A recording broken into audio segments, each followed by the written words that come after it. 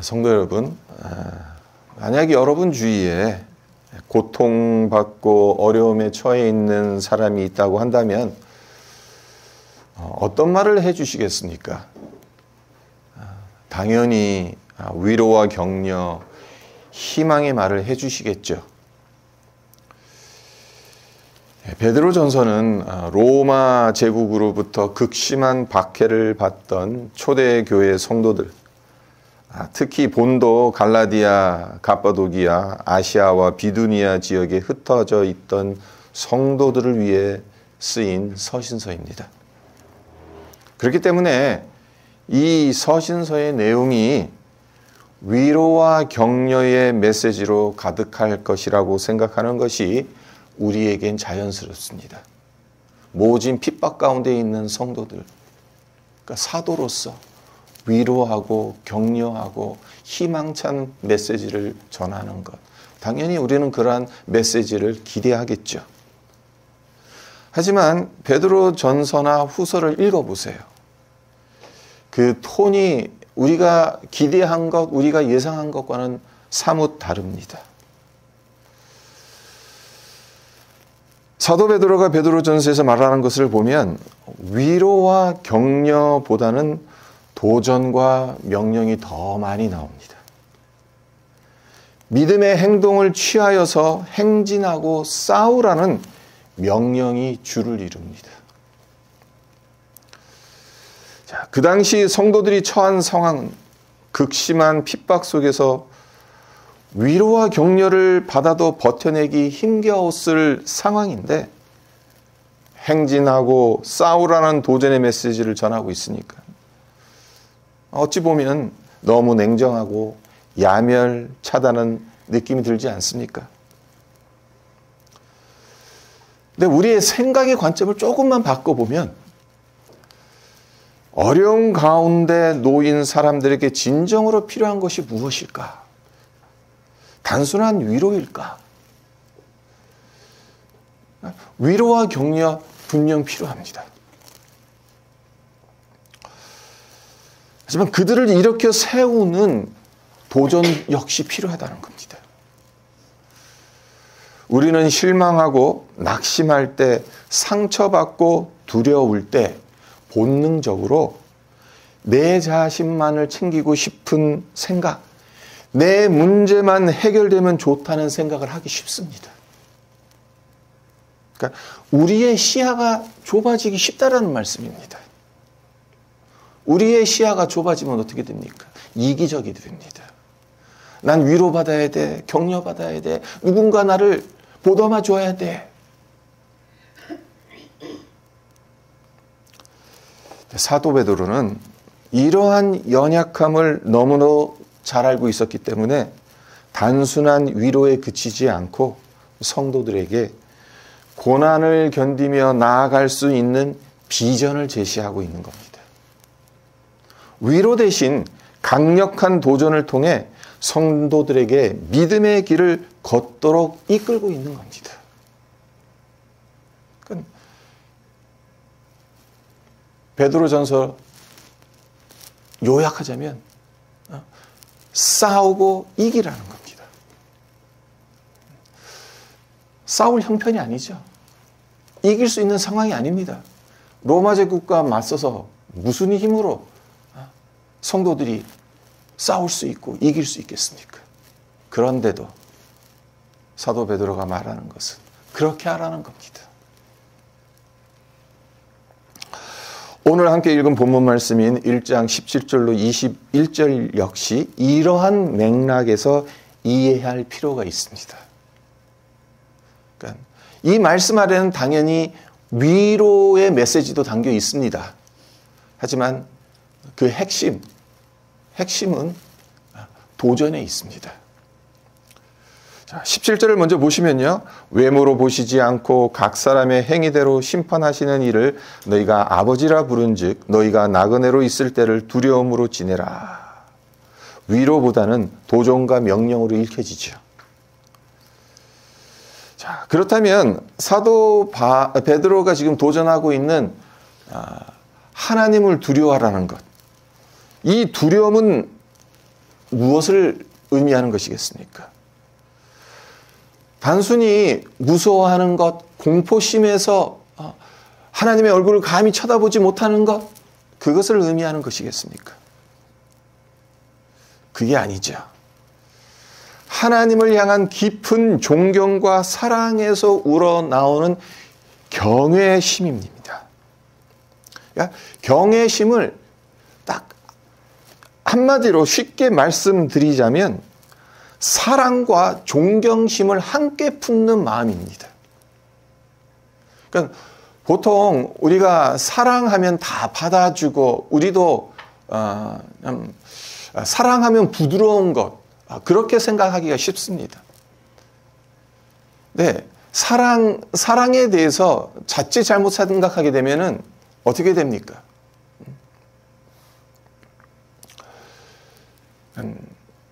아이들이 부모에게 바라는 것처럼 그냥 무조건 사랑해 주기를 원해요. 물론 하나님께서 우리를 사랑하시는 그 사랑, 무조건적인 사랑입니다. 하지만 그렇다고 해서 질서 없는 사랑은 아니라는 겁니다. 누군가를 사랑한다고 하면서 존경심이 없다. 그러면 그 사랑은 참된 사랑이 아닙니다. 존경심 없이 사랑하는 것 역시 참된 존경심이 아닙니다. 사랑과 존중은 함께 있어야 합니다. 특별히 하나님을 향한 사랑은 더더욱 그러합니다. 하나님께서 우리를 어떻게 사랑하셨는지를 한번 생각해 보세요. 하나님의 사랑은 무조건적인 사랑이죠. 하지만 그렇다고 해서 당신 마음대로 밀어붙이시는 사랑입니까? 예수님을 십자가에 내어주실 만큼 희생하셨으니까 잔말 말고 그 사랑을 받아들이라고 우리에게 강요하시는 사랑입니까? 아니잖아요. 우리를 인격체로 존중해 주시잖아요. 우리에게 어떻게 하기를 원하는지 물으시잖아요.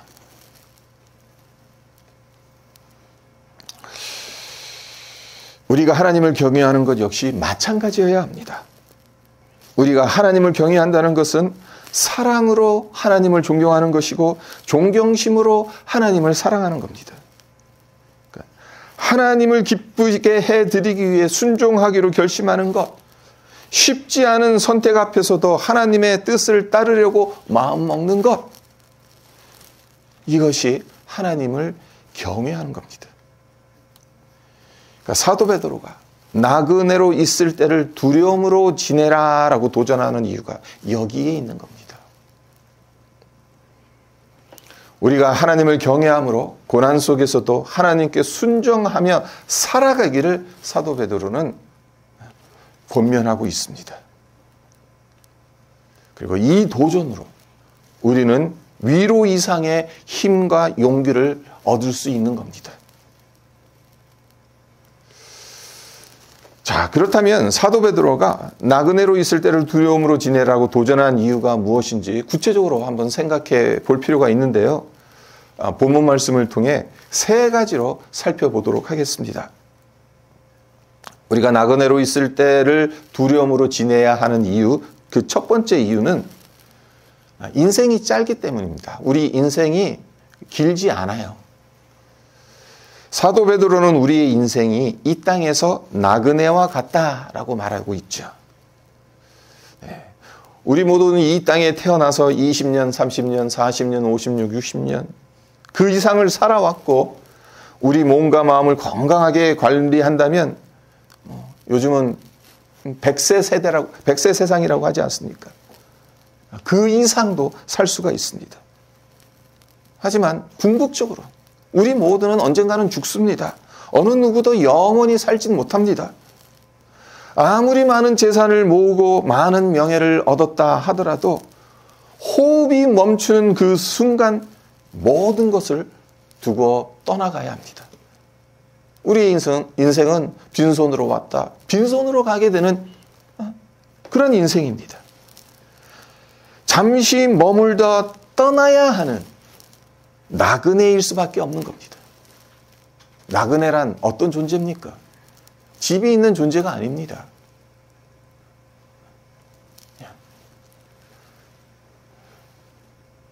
어디 한 곳에서 정착하면서 살아가는 자들을 나그네라고 말하지 않습니다.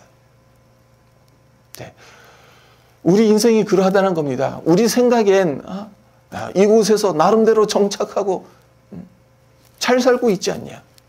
하지만 성경은 분명하게 우리에게 말합니다.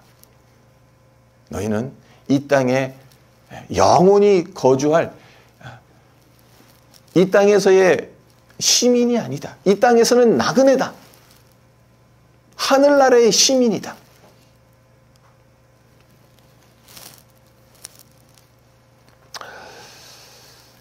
사도 야고보 역시 나그네와 같은 우리 인생을 이렇게 정의하지 않습니까? 야고보서 4장 14절을 보면 사도 야고보가 이렇게 말합니다. 내일 일을 너희가 알지 못하는도다. 너희 생명이 무엇이냐? 너희는 잠깐 보이다가 없어지는 안개니라. 한치의 앞을 볼 수 없을 정도로 빽빽한 안개라 해도 햇빛이 비추면 금방 사라집니다. 우리의 인생, 우리의 생명 역시 영원하지 않습니다. 그저 잠시 있다가 사라지는 안개처럼 덧없습니다.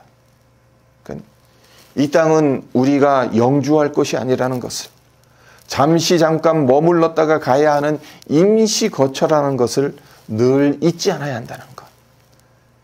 그 가운데서 하나님을 두려워하며 살아가라는 것.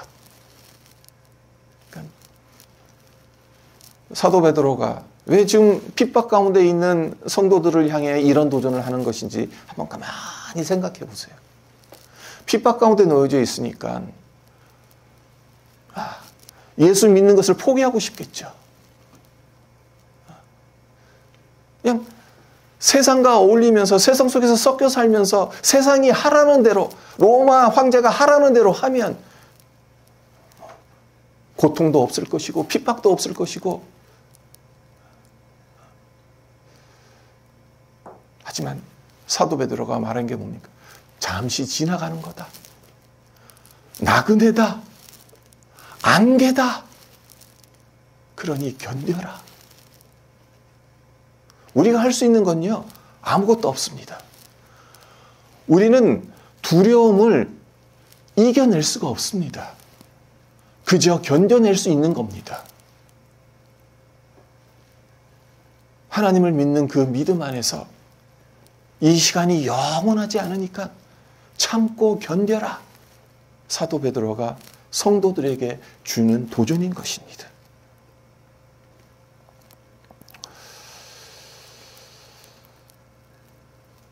하나님을 두려워해야 하는 두 번째 이유는 무엇일까요? 하나님께서 우리의 심판자이시기 때문이다라고 사도 베드로가 말합니다. 바로 17절을 다시 보시면요. 외모로 보시지 않고 각 사람의 행위대로 심판하시는 이를 너희가 아버지라 부른즉 이렇게 되어 있어요. 하나님을 아버지로 표현하기도 하고 또 심판자로도 표현하기도 하죠. 자, 하나님을 아버지로 부를 수 있다는 것 얼마나 감사하고 좋은 일입니까? 네, 그와 동시에 사도 베드로는 우리가 아버지로 부를 수 있는 하나님을 심판자라고도 소개하고 있어요. 네, 심판자라고 부르는 것은 솔직히 불편하게 느껴지죠.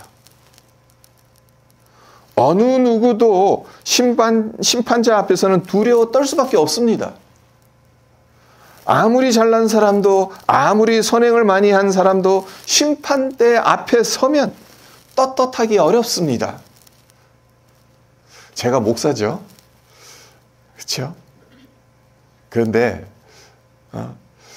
제가 아무 잘못을 안 했는데 갑자기 경찰이 저를 차를 세우라고 하면 그런 적이 있어요.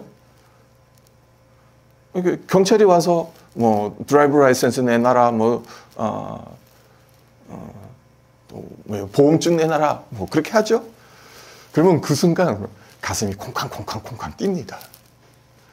아무 잘못도 안 했는데 어떻게 보면 이 준사법권을 가지고 있는 경찰 앞에 선다는 것 자체가 그냥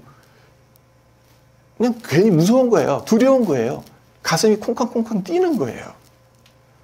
심판자 앞에 선다라는 것은 이게 편하지가 않습니다. 지극히 불편합니다.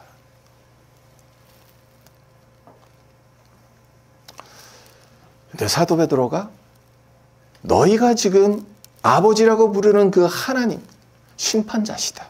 그 심판자 하나님 앞에 두려움으로 서라는 겁니다. 네, 하나님의 심판이 먼 미래 우리가 죽은 후 있는 것입니까? 사도 베드로는 그렇게 말하지 않습니다. 하나님을 심판하실 분이다라고 말하지 않습니다. 하나님을 심판하시는 분이다라고 말하고 있습니다. 그러니까 미래형으로 너희가 나중에 죽고 난 후에 하나님께서 너희의 일생을 다 평가하시면서 심판하실 거다. 그 의미가 아닌 거죠.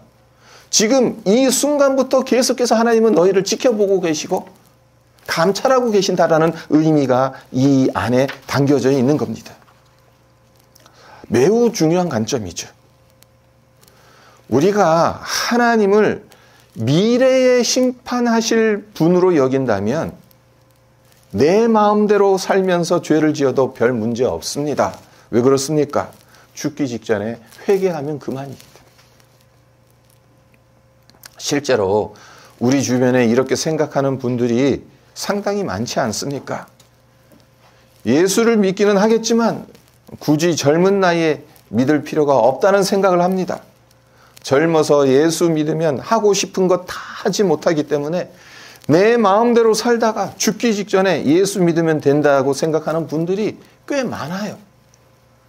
하지만 이런 생각은 착각이죠. 하나님은 미래뿐만 아니라 지금 이 순간에도 심판자로 우리 앞에 서 계십니다. 이 순간에도 우리의 생각과 행동을 감찰하고 계십니다. 외모가 아닌 각 사람의 행위대로 심판한다고 사도 베드로가 말하고 있는데 여기서 말하는 외모로 보시지 않는다라는 이 말, 헬라어로 보면요, 가면을 쓰지 않는 상태라는 뜻을 가지고 있다고 합니다. 그러니까 하나님 앞에 맨 얼굴로 나간다는 거예요. 가면을 쓰지 않고. 근데 우리 모두는 여러 가면을 쓰고 있습니다. 직장에 가서 쓰는 가면이 있습니다. 교회에 와서 쓰는 가면이 있고요. 집에서 쓰는 가면도 있습니다. 이 가면이 얼마나 깜쪽 같은가 하면 나 자신조차 가면을 쓰고 있는지 몰라서 나의 진짜 모습을 보지 못하는 경우도 많습니다. 하지만 하나님 앞에 서게 될 때에는 이 가면이 다 벗겨집니다. 우리의 맨 얼굴이 드러나요. 사람을 속일 수는 있어도 하나님을 속일 수는 없다는 거죠. 하나님은 만홀히 여김을 받으실 분이 아닙니다. 우리의 모든 행위를 보시고 심판하시는 분입니다. 그럴싸한 가면을 쓰고 다른 사람들을 속일 수, 또 세상을 속일 수는 있습니다. 그러나 하나님을 속일 수는 없습니다. 나에 대한 행동에 따라 속일 수 없으니까 하나님 앞에 설 때 이 모든 가면을 벗고 맨 얼굴로 서게 되니까 하나님의 심판을 받을 수밖에 없는 거겠죠. 근데 그것이 단순히 미래의 시점이 아니라는 겁니다. 사도 베드로가 왜 성도들에게 이 도전을 하는 것일까? 하나님을 그냥 너희들 항상 보듬어주고 안아주고 위로해주는 아버지다라고 그러한 위로의 메시지만 전해주면 얼마나 좋겠어요. 하지만 아버지이기도 하지만 심판자시다. 무슨 뜻입니까? 조심하라는 겁니다. 비록 핍박이 극심하다 할지라도 그 가운데서 핑계대지 말라는 거예요. 변명거리 만들지 말라라는 거예요. 하나님 앞에 두려운 마음으로 서라는 겁니다.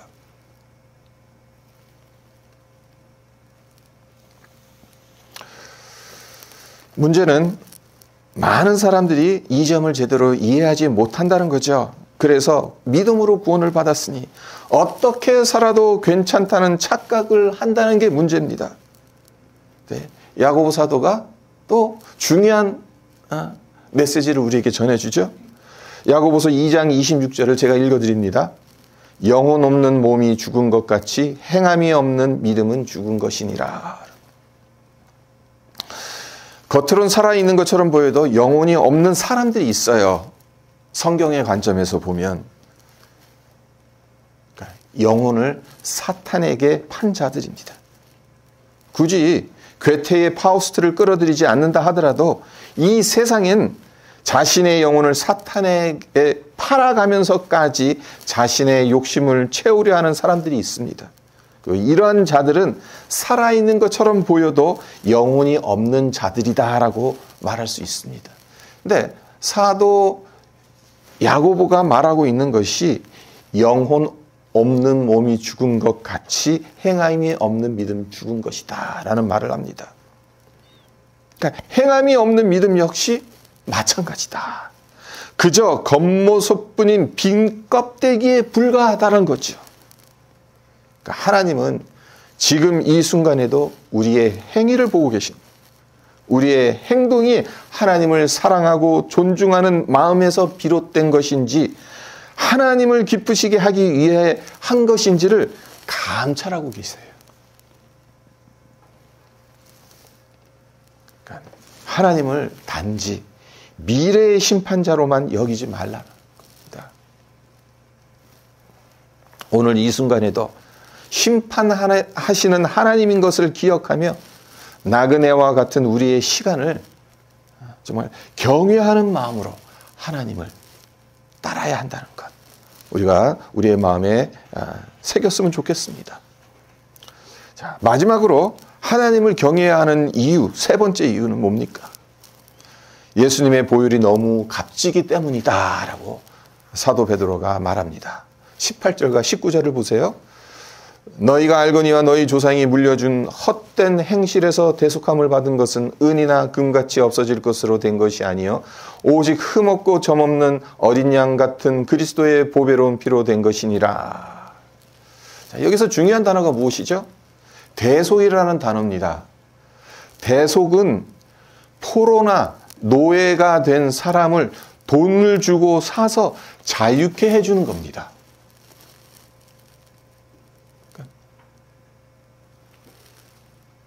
내가 아닌 나 스스로는 나의 이 노예값을 지불할 수가 없겠죠.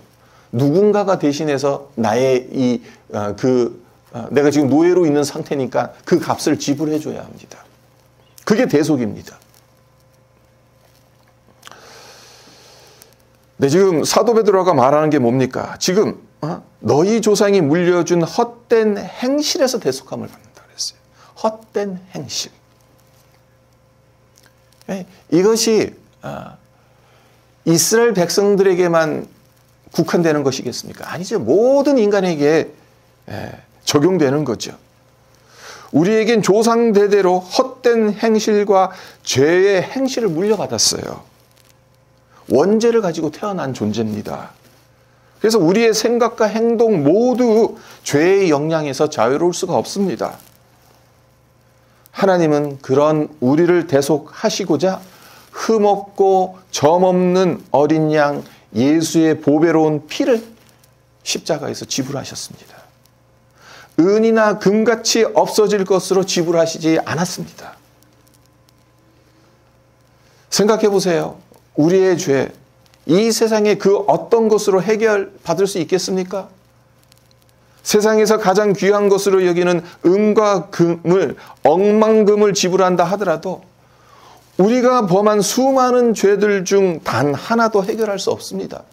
세상에서 저지른 세상의 죄는 어쩌면 한때 그런 이야기가 또 있었잖아요. 유전무죄, 무전유죄라고. 돈 있으면 아무리 큰 죄를 저질렀어도 방면이 되는 거고, 무죄 방면이 되는 거고, 돈 없으면 아무리 작은 죄라 하더라도 다 걸려들게 된다는 것. 세상에서는 이 원칙이 통용될 수 있을런지는 모릅니다. 하지만 하나님 앞에서는 통용되지 못합니다. 그 어떤 억만금을 가져다 준다 하더라도 우리의 죄를 해결받을 수가 없습니다. 오직 예수의 보혈로만 우리가 그 헛된 행실로부터 사함을 받을 수 있는 겁니다. 자, 20절도 보시면요. 그는 창세전부터 미리 알린 바 되신 이나 이 말세에 너희를 위하여 나타내신 바 되었으니, 사도 베드로가 예수님을 창세전부터 미리 알린 바 되신 이로 소개하고 있죠. 그러니까 하나님께서 예수님을 통해 창세전부터 구원을 계획하셨다는 의미인 겁니다. 네. 이것을 스펄전 목사님은 이렇게 해석하셨어요. 하나님은 우주 만물을 계획하시는 그 와중에 이미 독생자 예수를 보내실 것을 결심하셨다.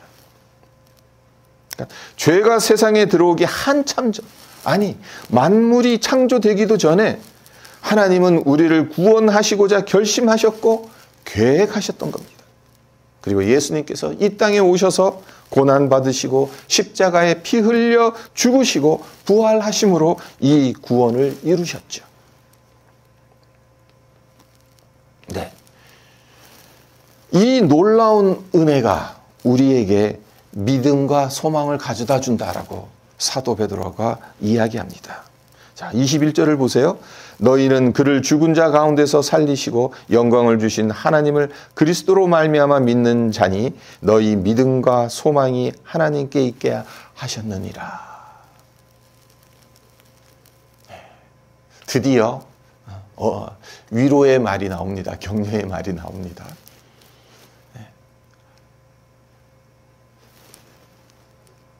믿음과 소망이 하나님께 있게 하셨다. 그 전제 조건이 있다는 것을 우리는 기억해야죠. 그 이전에 사도 베드로가 먼저 도전하고 있는 것을 우리는 기억해야 하는 겁니다. 우리를 가리켜 그리스도로 말미암아 믿는 자라고 말하고 있으면서 너희 믿음과 소망이 하나님께 있게 하셨다라고 선언하고 있습니다.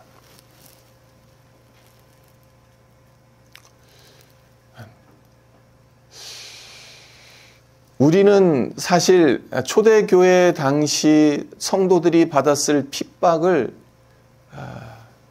실감할 수가 없습니다.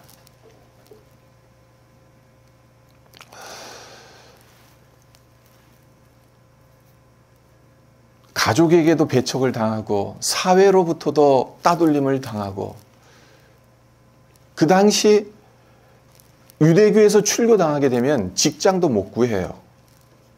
먹고 살 길이 막히는 거예요. 가족에게서도 배척을 당합니다.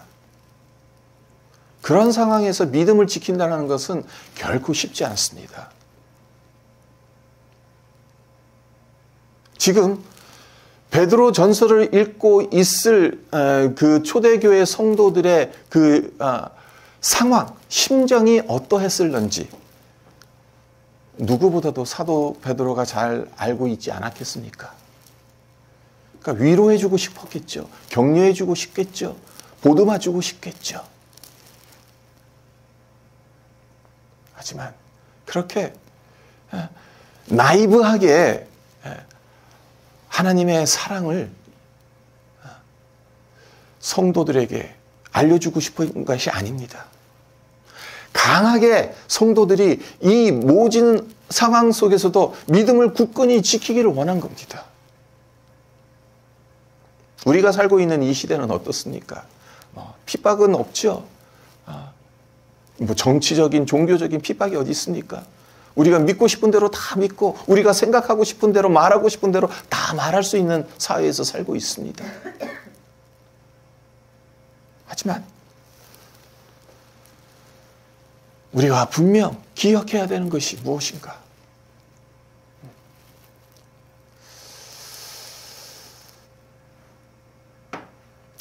우리의 인생 나그네와 같이 그리고 안개와 같이 잠깐 있다가는 짧은 인생입니다.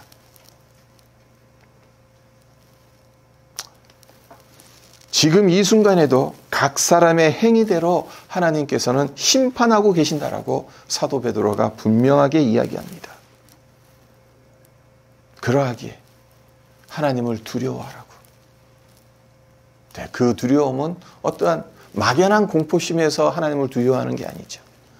하나님을 사랑하는 마음으로 두려워하는 겁니다. 네. 그 근거가 어디에 있습니까? 하나님께서 예수님의 보혈로 우리를 대속하실 만큼 한량없는 사랑을 베풀어 주셨다는 겁니다. 그러니까 어떤 상황에 처하더라도 하나님을 경외하라고 사도 베드로는 도전하고 있는 겁니다. 사도 베드로의 이 도전을 우리의 마음에 새겼으면 좋겠습니다. 그래서 우리의 삶에 초대교회와 같은 그런 핍박이나 박해는 없을런지 모르지만 그래도 우리 삶 속에서 작고 큰 문제점들이 있죠. 어려움이 있죠. 힘든 시간들을 겪어나갈 때도 있죠. 그럴 때 하나님이 우리의 아버지시기도 하지만 심판자이신 것을 잊지 않고 정말 사랑하는 마음으로 하나님을 경외하는 마음으로 하나님 앞에 서는 우리 모두가 될 수 있도록 날마다 우리의 믿음의 길을 온전히 걸어갈 수 있도록 성령께서 그렇게 인도해 주실 것을 위해 항상 기도하며 우리의 믿음의 길을 온전히 걸어가는 우리 모두가 되시기를 주님의 이름으로 축원드립니다.